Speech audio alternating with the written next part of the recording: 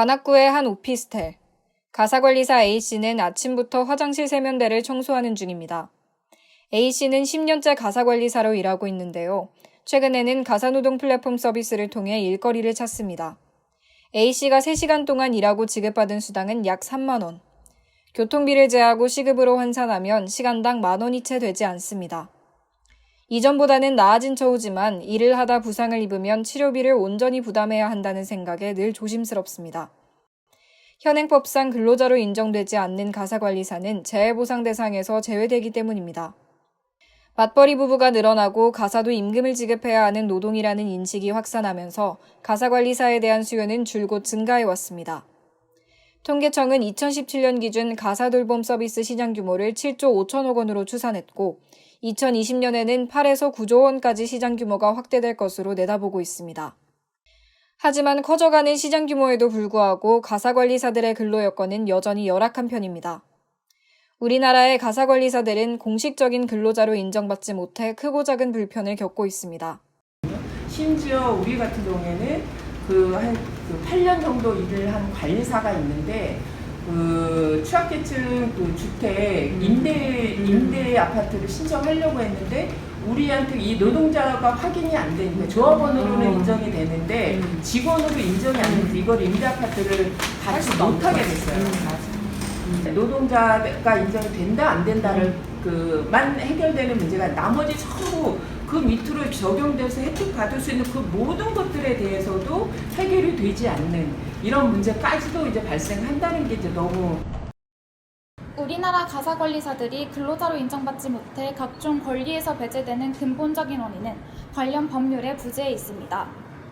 우리나라 근로기준법 제11조에서는 가사 사용인, 즉 가사관리사는 해당 법의 적용을 받지 않는다고 명시하고 있습니다.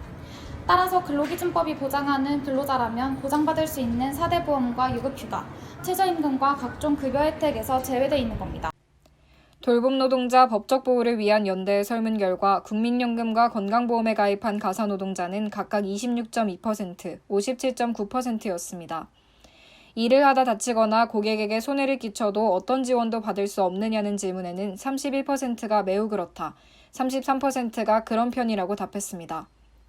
법적 보장을 받지 못해 고용 상태가 불안정하고 사회적 안전망도 미흡하다는 걸 알 수 있습니다. 또 호출을 통해 이뤄지는 가사노동의 특성상 주당 근로시간이 15시간을 넘지 못하는 경우가 많은데요. 이 때문에 가사노동자들은 고용노동관계법 적용에서 배제되기도 합니다. 법률의 공백은 서비스 이용자에게도 적지 않은 불편을 주고 있습니다. 국가인권위원회의 실태조사 결과 가사노동 서비스 이용자들은 노동자들의 신원 문제와 분쟁에서의 사후 처리 등에서 개선이 필요하다고 답했습니다. 우리나라의 가사노동 서비스는 오랫동안 개인 간의 계약이나 영세 직업소개소의 중개를 통해 제공됐습니다. 이런 가사노동 서비스 시장에 최근 O2O 방식으로 서비스를 제공하는 플랫폼 경제가 도입돼 시장이 큰 변화를 겪고 있습니다. 플랫폼 경제란 정보통신 기술을 기반으로 하는 플랫폼을 통해 상품이나 노동을 거래하는 경제활동을 의미합니다. 플랫폼이 수요와 공급 간의 연결을 판매하고 있는 겁니다. 그래서 현재 가사노동 가사서비스 시장은 80%는 그 전통적인 직업소개소의 오프라인으로 이제 전화를 통해서 매칭이 이루어지고 20% 정도는 다양한 앱과 같은 플랫폼을 통해서 서비스가 이루어지고 있다고 생각하고요. 전통적인 직업소개 업자들, 국내에서 조그맣게 팔출, 건설 이런 분들이랑 그 다음은 소수지만 시장을 선도하는 비영리 단체들로 분류되어 있었어요. 2015년 이전에는. 그리고 이제 소수의 비영리 단체들이 YWC나 한국가사노동자협회 이런 쪽은 이제 직업소개 업체들하고도 협력을 하고 어떨 땐 견제하면서 룰을 만들려고 이 시장에 건강한 룰을 만들고 양성화시키려고 노력을 하는 중이었는데 거기에 말씀드린 2015년 전에도 있었지만 계기로 O2O 업자라는 커다란 공급 주체 기업들이 진입을 하게 된 거죠. 그래서 지금은 그렇게 세 부분으로 이루어지고 있고 시장을 선도해 나가는 건 오프라인, O2O 그 기업들이라고 생각합니다. 예. 플랫폼 업체의 가장 큰 장점은 바로 편리성입니다. 모바일 앱이나 인터넷 홈페이지에 접속해 개인정보와 원하는 시간대 등을 기입하고 결제수단만 등록하면 서비스를 이용할 수 있습니다. 사용 방법이 간편하고 가사관리사와의 연결이 실시간으로 이뤄지기 때문에 가사노동 플랫폼 업체의 이용자 수는 계속해서 증가하고 있습니다. 한국고용정보원에서 제공한 고용동향 브리프에 따르면 2019년도 현재 플랫폼을 통해 근로하는 가사관리자는 약 10만 8천 명으로 추산됩니다. 하지만 편리성의 이면에는 고용 불안정과 취약한 권리 보장의 문제가 여전히 남아 있습니다. 가사노동 플랫폼 업체의 경우 근로자들과 직접적인 근로계약을 맺는 방식이 아니라 용역 위탁계약을 한 뒤 건당 수수료를 제하는 방식으로 운영되고 있습니다.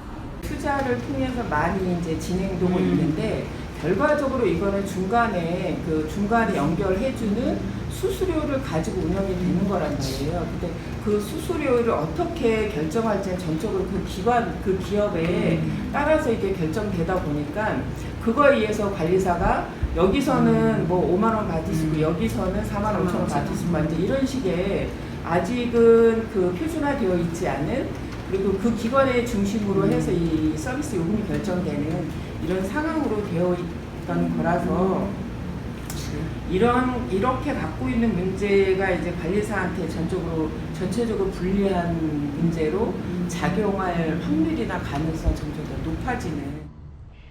플랫폼 업체들은 이윤을 위해서 교육 제공의 책임을 다하지 않는 등 근로자를 일회적으로 소비하는 구조로 운영됩니다.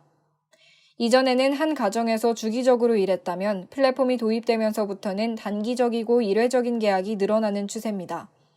새로운 중개 방식 덕분에 일할 기회가 풍부해졌지만 오히려 일자리 불안정성은 증가했다고 볼 수 있는 겁니다. 가사관리사들의 열악한 근로환경에 대해 문제의식을 느껴왔던 단체들은 새로운 대안을 제시했습니다. 한국가사노동자협회가 2018년 설립한 라이프 매직케어입니다. 라이프 매직케어는 플랫폼 협동조합으로 온라인 플랫폼과 조합원들이 지분을 공동으로 소유하는 협동조합의 개념을 합친 형태입니다.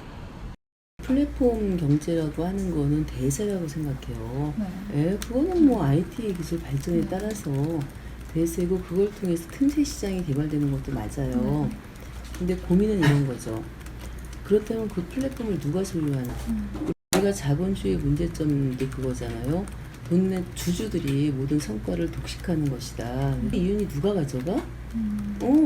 플랫폼 개발자들, 운영자들이 가져가는 거예요. 그렇다면 반대 얘기를 하는 거죠. 그럼 우리는 못할까?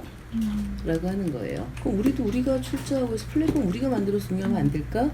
라고 하는 겁니다. 이런 식의 일하는 사람들이 공동으로 참여하고 그리고 일하는 사람들로 구성된 협동조합들이 공동으로 참여하는 이 라이프 매직케어일 거예요. 개개인들이 참여하는 거 아닙니다. 개개인의 가사노동자들은 부천지구, 양산지구처럼 거기에 로컬 기업들 협동조합이 속하는 거예요. 그리고 그런 협동조합과 일하는 직원들이 모여서 라이프 매직케어를 구성하는 겁니다. 그래서 가치를 보여주고 시장을 건강하게 하고 돈이 없는 사람들도 대자본이 아니어도 우리도 할 수 있다. 이거를 보여줘야 된다는 그런 게 있어요. 라이프 매직케어에서는 조합원들이 직접 플랫폼을 운영하기 때문에 수수료 산정 등의 과정에서 민주적인 토론이 가능합니다. 나아가 근로자들을 조직화해 권리 쟁취를 위한 통로로 기능할 수 있어 플랫폼 기업의 대안이 될 수 있을 것으로 보입니다. 근로자들의 사회적 네트워크를 만들 수 있다는 것도 큰 장점입니다. 가사관리사는 업무의 대부분을 혼자 낯선 공간에서 수행하기 때문에 소외감과 단절감을 느끼는 이들이 많은데요. 협동조합에서는 이들이 만날 수 있는 공간을 마련하고 다양한 프로그램을 통해 친목을 다질 기회도 제공합니다. 이들은 자체적으로 자금을 모아 소규모 은행도 운영하고 있습니다. 가사관리사는 법적 근로자로 인정되지 않아 대출을 받기도 어려운데 이 문제를 상호 부조의 방식으로 풀어나가고 있는 겁니다. 협동조합은 단순히 일거리를 소개해주는 기관을 넘어 근로자들을 연결해주는 사회적 안전망으로 작동하고 있습니다. 다만 플랫폼 협동조합이 본래의 취지대로 역할하기 위해서는 법률 제정이 필수입니다. 이를 위한 노력이 없었던 건 아닙니다. 지난 2017년엔 가사근로자 고용 개선 등에 관한 법률 제정안이 발의되기도 했습니다. 일종의 특별법 형식인 이 법안의 핵심은 가사서비스 제공기관의 정부인증제 도입, 노동관계법 적용을 통한 가사근로자 근로조건 보호, 그리고 가사서비스 제공기관과 이용자 간 서비스 이용계약 체결입니다. 이 법안이 통과되면 가사관리사들은 15시간 이상 근로를 보장받아 고용노동관계법의 적용을 받을 수 있게 됩니다. 다시 말해 4대 보험과 유급휴가를 보장받는 정식근로자의 지위를 획득하는 겁니다. 서비스 이용자들의 경우 인증받은 기관을 믿고 서비스를 이용하고 문제가 생기면 서비스 기관을 상대로 손해배상을 청구할 수도 있게 됩니다. 문제는 관련 법안이 매번 국회의 문턱을 넘지 못하고 있다는 겁니다. 가사노동의 법제화 관련 법안들이 국회에서 발의됐다 폐기되길 여러 번. 앞서 언급한 가사근로자 고용 개선 등에 관한 법률 제정안의 경우 2017년 말에 발의돼 1년 7개월째 국회에 발의 묶여 있습니다. 올해 3월 국회 소위에서 한 차례 논의됐을 뿐 아직까지 별다른 진전이 없습니다. 가사노동 서비스의 공급자가 주로 여성이나 이민자, 빈곤층 등 취약계층이기 때문에 이들의 목소리가 반영되기 어렵다는 진단도 있습니다. 오히려 더 적극적인 보호가 필요한 계층이지만 이들의 정치적 영향력이 작아 문제가 잘 공론화되지 않는다는 겁니다. 우리나라보다 앞서 가사노동 서비스 시장의 변화를 겪은 일부 국가들은 일찍부터 가사노동을 법제화시키기 위해 노력해왔습니다. 벨기에의 경우 국가가 보조금을 지급하거나 바우처를 제공해 근로자에게 지급되는 비용을 보조합니다. 또 벨기에의 중개기관은 의무적으로 국가 자격을 획득하도록 해 근로자의 안전을 보장하고 서비스 이용자는 근로자를 신뢰할 수 있도록 했습니다. 핀란드는 가사노동자의 고용에 관한 법률을 마련해놓고 가사노동법에서 별도로 규정하지 않는 부분에서는 일반 노동계약법의 보호를 받을 수 있도록 조치하고 있습니다. 이외에도 오스트리아, 아일랜드, 이탈리아 등의 국가에서는 가사관리사의 처지를 고려한 특별법을도 이들의 노동권과 안전보장을 도모하고 있습니다. 국제노동기구 ILO는 가사노동을 국제노동계의 마지막 현안이라고 밝힌 바 있습니다. ILO가 회원국의 비준을 권고한 제189호 가사노동자를 위한 양질의 일자리 협약에서는 가사노동자에게 정기휴일과 최저임금을 보장할 것, 산업재해 보상 절차를 마련할 것 등의 내용이 포함되어 있는데요. 우리나라 정부는 아직까지도 이 협약의 비준을 거부하고 있습니다. 이러한 ILO 협약의 비준은 거부할 수 없는 시대적 흐름인 만큼 정부의 결단이 필요해 보입니다. 가사노동은 오랫동안 그림자 노동으로 취급받아 왔습니다. 금전적 보상 등의 대가가 없이도 해야 하는 일이라는 인식이 오늘날 법률의 부재일까지 이어졌는데요. 이제는 가사일도 정당한 노동으로, 가사관리사도 전문적인 직업으로 여겨져야 합니다. 그림자 노동에서 벗어나 공식적인 근로로 인정받기까지 소외된 가사노동 분야 전반에 대한 인식 개선과 체계적인 법제화가 필요한 때입니다.